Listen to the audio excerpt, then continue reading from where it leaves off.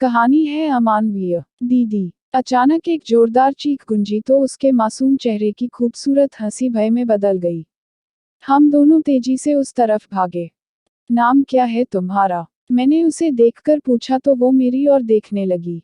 आज पहली बार मैंने उसे अपनी दुकान पर देखा था।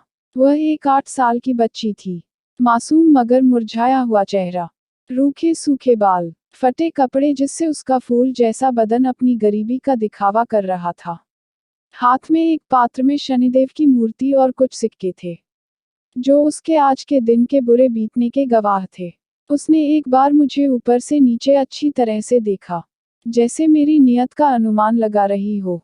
हालात इन्हें वक्त से पहले ही बड़ा बना देता है, वरना इस उम्र की बच्ची से इतनी संजीदगी की उम्मीद नहीं की जा सकती है। शनि। जब उसने मुझे विश्वास करने लायक माना तो धीरे से कहा। नाम सुनकर मैं चौंक गया। कोई और मौका होता तो मेरी हंसी छूट जाती, मगर इस वक्त में मखौल उड़ाकर इस मासूम का दिल नहीं दुखाना चाहता था। ये तो वो नाम है जिससे लोग तुम्हें बुलाते हैं। तेरा बापू तुझे क्या कहता है? मैंने थोड़ा स्नेह से कहा। मैं नहीं चाहता था कि वो खींचकर यहाँ से चली जाए। वो भी यही कहता है, उसने बेरुखी से जवाब दिया। वो इस उम्मीद में अब तक मेरी हर बात का जवाब दे रही थी कि मुझसे कुछ न कुछ मिल जाएगा, मगर अब उसे इसके आसार कम ही लग रहे थे।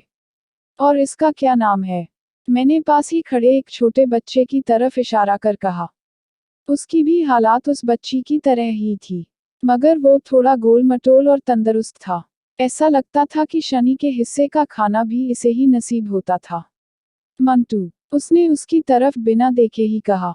मंटू मुझे कुछ आतुर लग रहा था। वो चाहता था कि जो होना है वो जल्दी हो। अगर मैं कुछ देने वाला हूं तो दे दूं, वरना उन्हें रिहा करूं, ताकि वो अगली दुकान पर जा सके। तुम्हें पैसे देने का फायदा क्या है? तुम्हारा बाप उसे दारू में उड़ा देगा।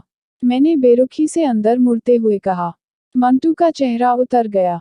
उसे इतने बुरे अंजाम की उम्मीद भी नहीं थी। मार थोड़ी कम पड़ेगी, शनि ने जाने के लिए मुड़ते हुए कहा। उसका जवाब सुनकर मेरे कदम जहां थे वहीं ठहर गए।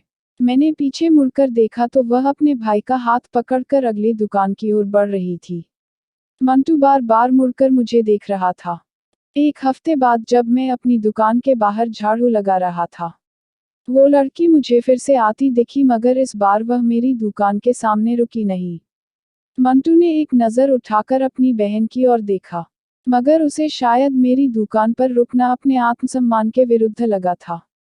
भिखारियों का भी आत्मसम्मान होता है, मैंने मन ही मन सोचा। ए गुड़िया, मैंने उसे आवाज देकर पुकारा तो वह ठिठक गई।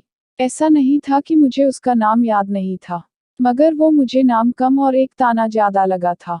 वो मेरे पास आ गई। खाना खाएगी? मैंने उससे कहा तो वो मुझे ऐसे देखने लगी जैसे मैंने कोई मजाक किया हो। मुझे कुछ देर देखने के बाद वो समझ गई कि मैं मजाक नहीं कर रहा था।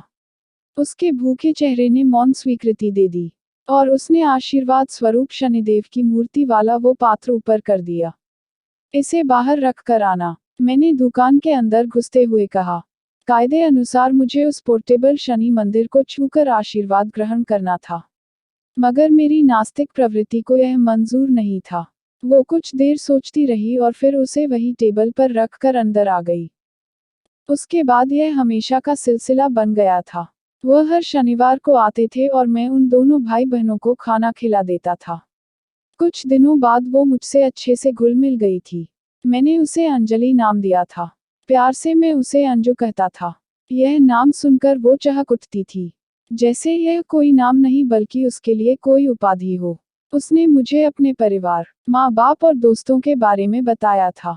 वह कहती थी कि बापू दारू पीकर उसे और उसकी माँ दोनों को मारता था, मगर मंटू से बहुत प्यार करता था। शायद पुत्र मोह का यह रोग अमीर गरीब में एक समान होता है। बाकी दिनों वो रेलवे स्टेशन पर भीख मांगती थी, और हर शनिवार को यहाँ मार्केट में फिरती थी। उस दिन वो मुझे बता रही थी कि कैसे एक बार ट्रेन में भीख मांगते मांगते वो जयपुर पहुंच गई थी।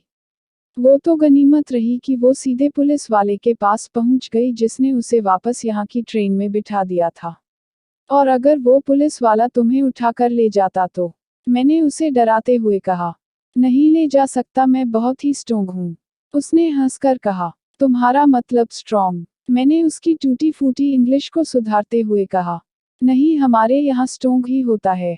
उसने हंसकर कहा। मुझे उसका खिलखिलाता चेहरा बहुत अच्छा लगता था, मानो अधखुले दरवाजे से रोशनी आ रही हो। दीदी, विस्मयादिबोधक चिन्ह। अचानक एक जोरदार चीख गूंजी तो उसके मासूम चेहरे की खूबसूरत हंसी भय में बदल गई। हम दोनों तेजी से उस तरफ भागे तो एक आदमी मंटू को पीट रहा था। मेरी दुकान से थोड़ा आगे कोने पर एक पटाखे की दुकान लगी थी। वह दुकान वाला ही मंटू को पीट रहा था। उसके दूसरे हाथ में एक पटाखे का पैकेट था। साला चोर, हरामखोर, मेरे यहाँ चोरी करता है। वो मंटू को थप्पड़ मारे जा रहा था और मंटू आंसुओं से सराबोर था। उसने अंजू की तरफ कातर दृष्टि से देखा। मेरा भाई चोर नहीं है, अंजलि ने तेजी से आगे बढ़कर अपने भाई को उसके चुंगल से छुड़ाते हुए कहा। मगर उसके चेहरे को देखकर लग रहा था कि वह दुकान वाला सच कह रहा था। मैंने खुद अपनी आंखों से इसे पैकेट उठाते हुए देखा था। दुकानदार ने गुस्से से तिलमिलाते हुए कहा। मंटू अंजलि के सीने से लिपट कर रोने लगा। अंजलि उस दुकान वाले को अजीब घृणित नजरों से देख रही थी। वो दुकानदार वापस मंटू की तरफ बढ़ा तो मैंने आगे बढ़कर उसका रास्ता रोक लिया। जाने दो भाई, बच्चा है, मैंने उसे रोकते हुए कहा। तुम्हें पालना हो तो पालो इन कुत्तों के पिल्लों को, मेरे इधर भसड़ मचाने की जरूरत नहीं है। उसने गुस्से से मेरी ओर देखते हुए कहा। अगली बार अगर ये यहाँ दिखे तो पुलिस में दे दूंगा, उसने धमकी देते हुए कहा। मैंने उसे घूरा मगर मैं अभी कोई बवाल नहीं मचाना चाहता था। मैं चुपचाप उन्हें लेकर अपनी दुकान पर आ गया। मैंने कहा था न तुझे, हम लोग दिवाली पर पटाखे नहीं जलाते। मेरी दुकान पर आते ही अंजलि मंटू पर बिफर पड़ी। उसे इस बात का ज्यादा गुस्सा था कि उसे मेरे सामने शर्मिंदगी झेलनी पड़ी थी। वो दीदी में तो बस देख रहा था।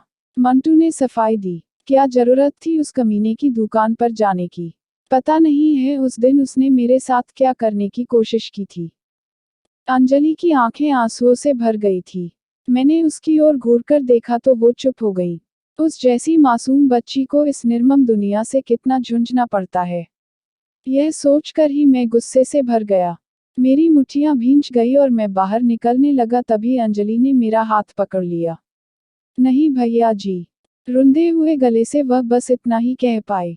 वह शायद नहीं चाहती थी कि उसकी वजह से मैं कोई झगड़ा मोल लूं। मंटू, तू कल आना, मैं तुझे ढेर सारे पटाखे और मिठाई दूंगा, मैंने मंटू को पुचकारते हुए कहा। कैसी विडंबना है कि धन की देवी लक्ष्मी अंधेरे से डरती है, गंदगी में नहीं जाती। मगर इन बेचारों तो रहना ही गंदी बस्ती में था जहां अंधेरा ही अंधेरा था। अगले दिन मैं कुछ पटाखे, मिठाई और 2 नई ड्रेस लेकर आया। मैंने उनका पूरे दिन इंतजार किया मगर वो नहीं आए। उसके बाद कितने ही दिन तक मैं उनका इंतजार करता रहा, मगर फिर वो दोनों मुझे कभी नहीं दिखे।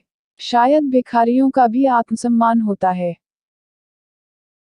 अगर आपको कहानी पसंद आए तो लाइक और शेयर कीजिए और चैनल को सब्सक्राइब करना मत भूलिए।